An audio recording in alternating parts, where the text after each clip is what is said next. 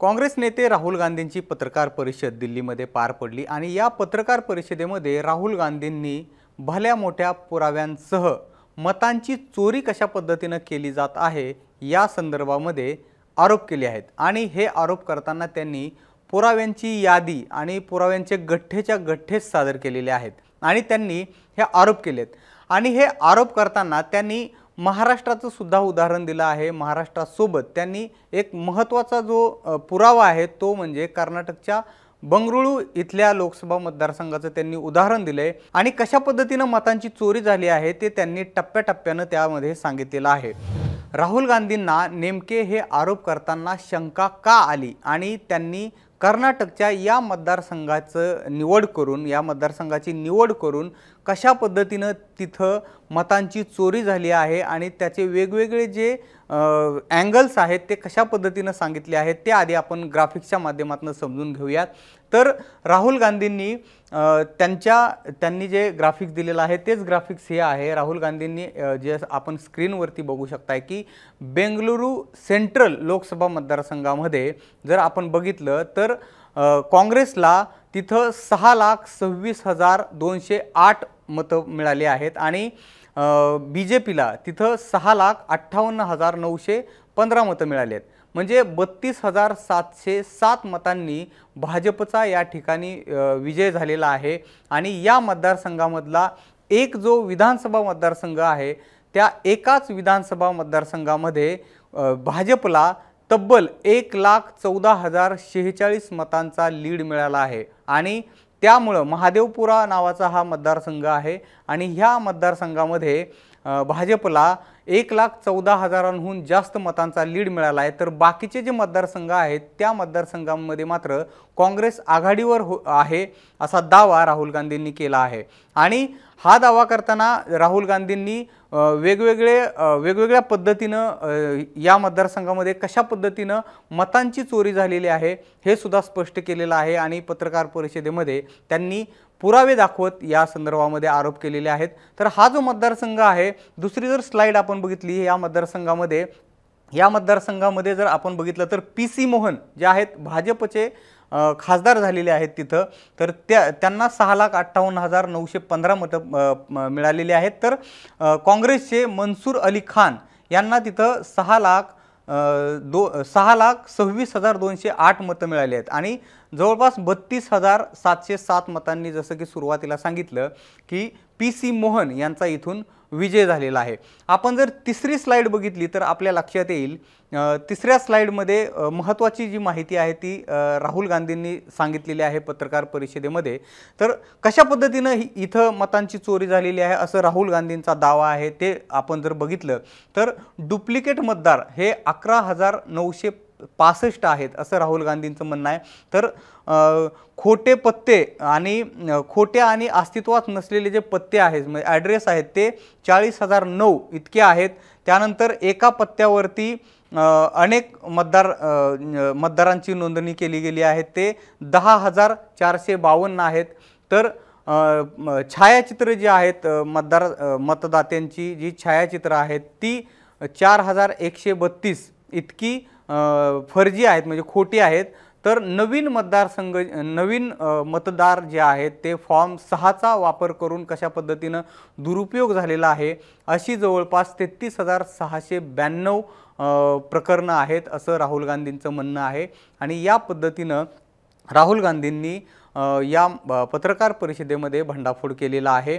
आणि आता जर आपण असं बघितलं की एका लोकसभा मतदारसंघामध्ये जवळपास सगळ्या मतदारसंघांमध्ये एक उमेदवार आघाडीवर असतो आणि एकच मतदारसंघ जो आहे तो मतदारसंघ मात्र त्या एका विशिष्ट पक्षाच्या उमेदवाराला विजयी करण्यासाठी कारणीभूत ठरतो असं उदाहरण हे बंगळुरू सेंट्रलचं राहुल गांधींनी समोर आणलेलं आहे।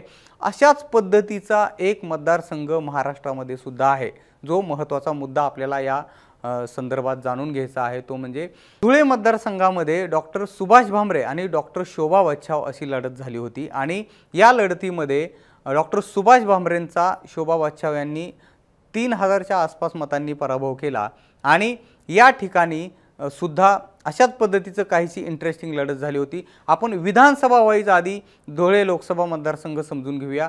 विधानसभा वाईज जर आपण जाणून घेतलं तर या स्क्रीनवर आपण बघताय की सटाणा विधानसभा मतदारसंघामध्ये सुभाष भामरेंना 1,01,66 मतं मिळाली, तर डॉक्टर शोभा बच्छाव यांना 78,253 मतं मिळाली। या मतदारसंघामध्ये डॉक्टर सुभाष भामरे भाजपचे उमेदवार यांना 21,913 मतांचा लीड मिळाला आहे। जर दुसरी आपण स्लाइड बघितली या ठिकाणी तर धुळे शहर मतदारसंघामध्ये डॉक्टर सुभाष भामरेंना 93,262 मतं मिळाली, तर डॉक्टर शोभा बच्छाव यांना 88,430 मतं मिळाली। इथून डॉक्टर सुभाष भामरेंना 4,832 मतांचा लीड मिळाल्याचं आपल्याला बघायला मिळतंय।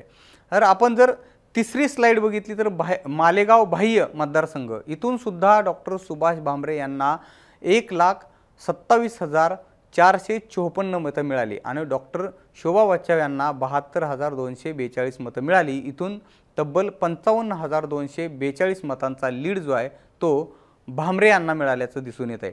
यानंतर जर आपण बघितलं चौथा मतदारसंघ धुळे ग्रामीण हा मतदारसंघ, इथून सुद्धा सुभाष भामरेंना 1,39,721 मतं मिळाली आणि बच्छाव यांना इथून 75,923 मतं मिळाली आणि भामरेंना जवळपास तब्बल 63,798 मतांचा लीड मिळाला। यानंतरचा जो मतदारसंघ आहे पाचवा मतदारसंघ तो आहे शिंदखेडा मतदारसंघ। शिंदखेड्यामधून सुद्धा भामरेंनाच लीड मिळाला होता, जवळपास 43,425 मतांचा लीड शिंदखेड्यामधून मिळाला होता भामरेंना। त्यांना इथून 1,11,849 मतं मिळाली, तर बच्छाव यांना इथून 68,424 इतकी मतं मिळालेली आहेत। हे जे 5 मतदारसंघ आपण बघितले या 5ही मतदारसंघामधून डॉक्टर सुभाष भामरे यांना लीड मिळाला होता। मात्र इथं सुद्धा की पॉईंट ठरला तो एक मतदारसंघ आणि तो आहे 6वा मतदारसंघ म्हणजे मालेगाव मध्य। या मालेगाव मध्यमध्ये शोभा बच्छाव यांना 1,98,869 मतं मिळाली आणि सुभाष भामरेंना मात्र इथून केवळ 4,542 मतं मिळाली आणि डॉक्टर शोभा बच्छाव यांना इथं 1,94,327 मतांचा भरघोस लीड मिळाला आणि याच लीडच्या बळावरती शोभा बच्छाव यांचा इथं विजय झाला। आता आपण जर बघितलं तर कुठं ना कुठं ही जी थिअरी आहे ती राहुल गांधींनी सांगितलेल्या बंगळुरू मध्यच्या मिळती जुळती आहे, जी धुळे लोकसभा मतदारसंघामध्ये सुद्धा आपल्याला दिसून येते। धुळे लोकसभा मतदारसंघामध्ये सुभाष भामरे यांना 5,80,035 मतं मिळाली, तर डॉक्टर बच्छाव यांना 5,83,866 मतं आणि बच्छाव यांना जो लीड मिळाला तो 3831 मतांचा, म्हणजे त्यांनी 3831 मतांनी धुळे लोकसभा मतदारसंघातून विजय मिळवला आणि त्या खासदार झाल्या।